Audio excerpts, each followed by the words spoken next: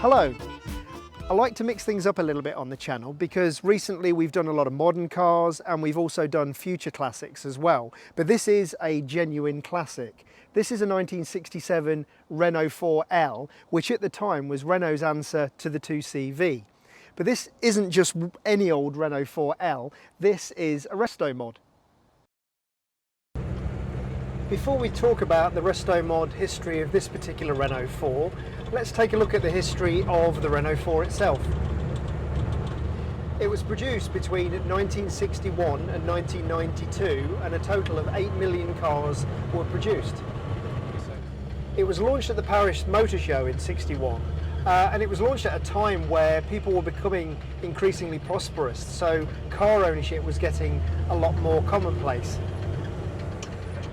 It was created to be a people's car for Renault, and it was kind of their late response to the 1948 Citroën 2CV.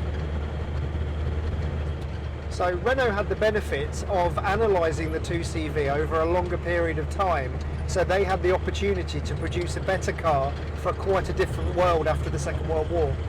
The project began in 1956 when the Renault chairman Pierre Dreyfus asked his design team to create a hold-all and wheels, as he called it.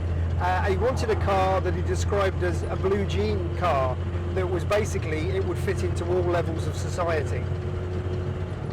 So the Renault 4 was a whole new kind of vehicle for Renault, which was basically an update on the 2CV concept. But it was more modern and had a 4-cylinder engine with a closed cooling system. The original car only weighed 600 kilos and had a top speed of 65 miles an hour.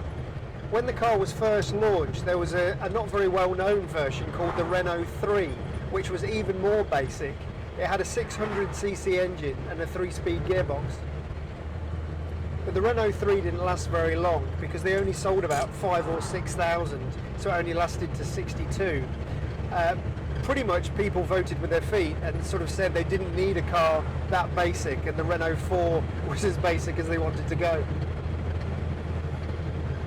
So as well as this being a very innovative car for Renault, their first front-wheel drive car and their first hatchback as well, they also had at the Paris Motor Show a very innovative way of marketing it. They had 200 vehicles available around Paris with their scheme that was called Take the Wheel, and they were being driven around by Renault employees, and basically they would slide over, you could flag one down and you could test drive it for your destination across Paris. 60,000 Parisians took up the Take the Wheel opportunity, so it was a brilliant marketing coup for Renault.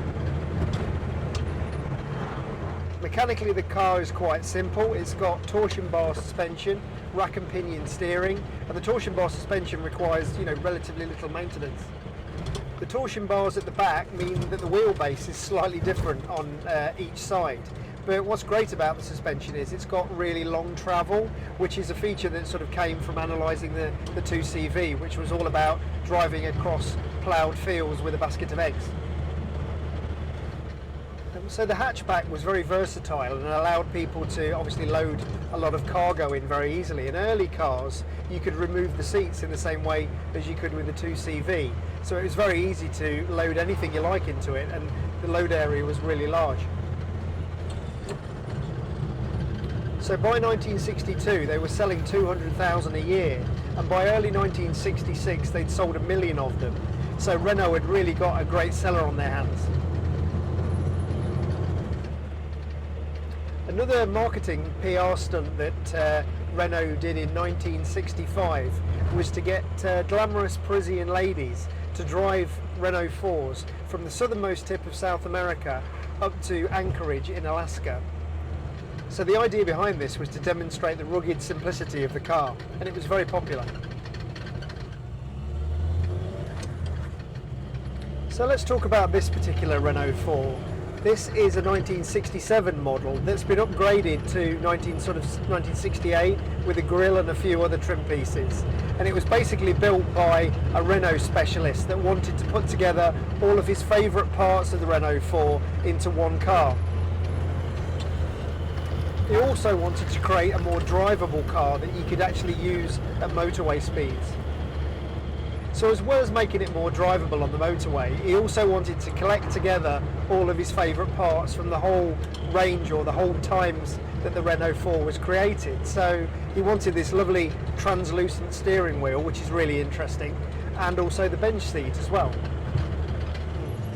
So when you look under the bonnet, which is quite unusual to open because it opens in the opposite direction to conventional bonnets, anybody who didn't know what they were looking at would think that it was just a regular Renault engine from the original car, but it's actually the engine and gearbox from a Renault 5. So the engine and gearbox came from a very rusty Renault 5 Alpine, as it's known in Europe, or Gordini, as it was known in the UK. It's a 1400cc unit with 93 horsepower, 3 times the power of the original. The engine has got a 6,500 RPM red line, and it's very easy to keep a track on that on the rev counter that the guy who built it has added to the dashboard, which looks very cute. Also, this engine, it would have been easier to fit a regular Renault 5 engine instead of the Gordini engine, but parts are quite cheap for this engine because it's used by a lot of racing enthusiasts. So the gearbox from the Renault 5 still needed to be adapted to take this rather unusual umbrella style gear change from the Renault 4.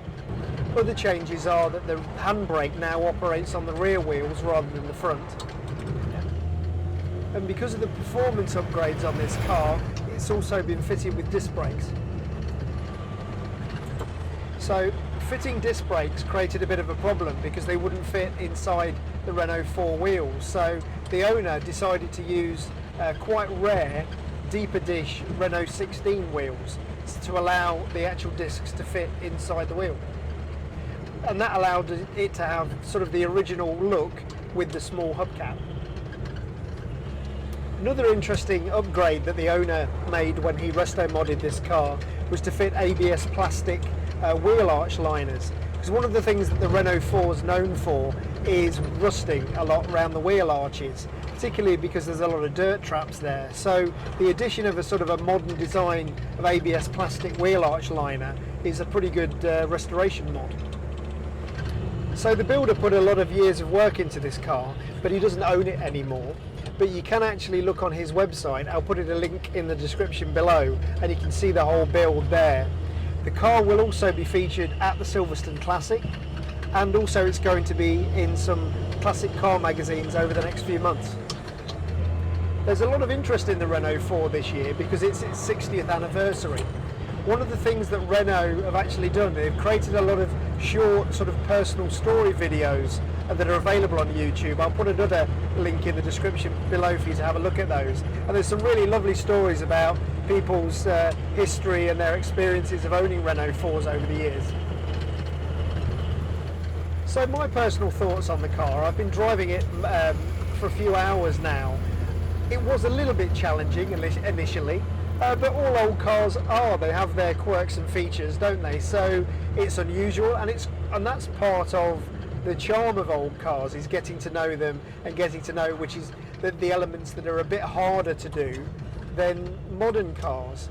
And the gear change is the most challenging part of the driving experience, I would say, but I think that is part of the charm of it. If it just had a regular gear change, it would be another thing lost that would just be like jumping in my Audi. So I like the fact that it's got this umbrella gear change. It is a challenge. The clutch bite's very low as well, which is unusual, so you have to keep your wits about you.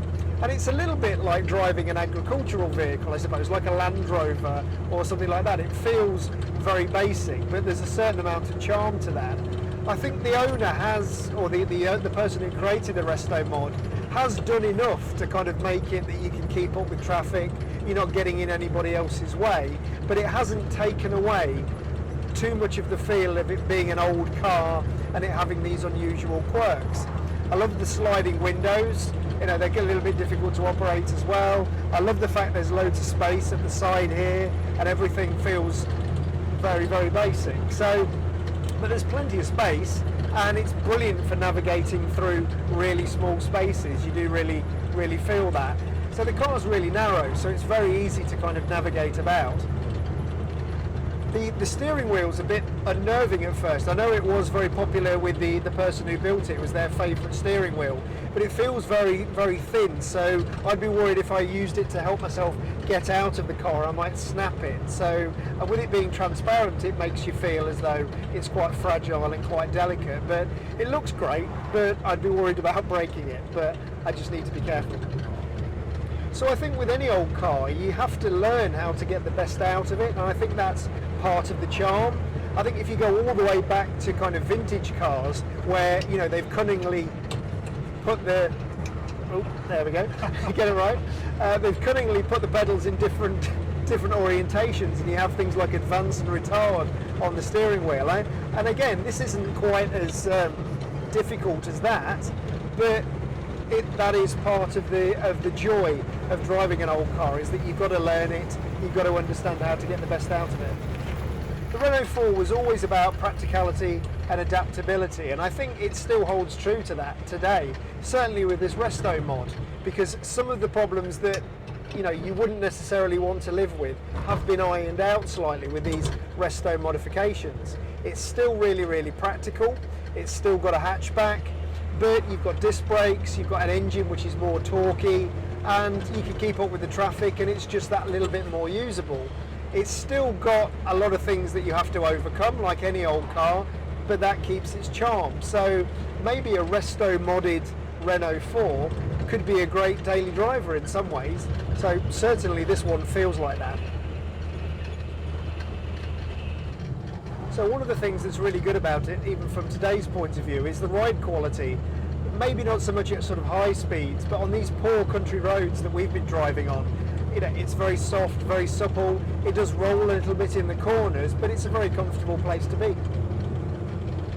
Some purists might not like the fact that it's been modified in this way, but I think it is a good balance. I think it kind of maintains the character of the original car, but just makes it that little bit more usable. The safety aspect with the disc brakes, I can't imagine what the brakes are like when they're not disc brakes on the original Renault 4, because these are slightly challenging, but so the original drum brakes must have been very challenging. So you can find these cars in pretty much all parts of the world, from Africa to South America, still lots in rural France as well, and they really were loved by people, and I think there's a simplicity and elegance to the design that's kind of lost nowadays. When you look at things like the new Land Rover Defender, that's quite a complicated car and quite a very expensive car. And even if you look at the Mini as well, how that started out as a simple people's car, or a car for the masses, and now it's a brand. You know, something's been lost from motoring and from cars today that this car sort of has in abundance. So, you know, that really sort of makes you see it in a particular way these days, because we're never going to see the likes of this type of vehicle again that had such a simple brief and was designed to be simple, functional, and a car for absolutely everybody. That's not something that we're going to get to see again. I hope you've enjoyed this video on a look at the Renault 4, and in particular this Resto modded Renault 4. Thanks very much for watching. If you've got a classic car or any type of interesting car that you'd be happy for me to review and to see on the channel, drop me a line on the About page. You'll be able to find my email address there. So anyway, thanks very much for watching. I really hope you enjoyed the video. Please like and subscribe. It lets me know that you're interested in the type of content that I'm creating. Also, hit the notification bell if you get the chance, because that allows you to know when I post new videos. Anyway, bye for now.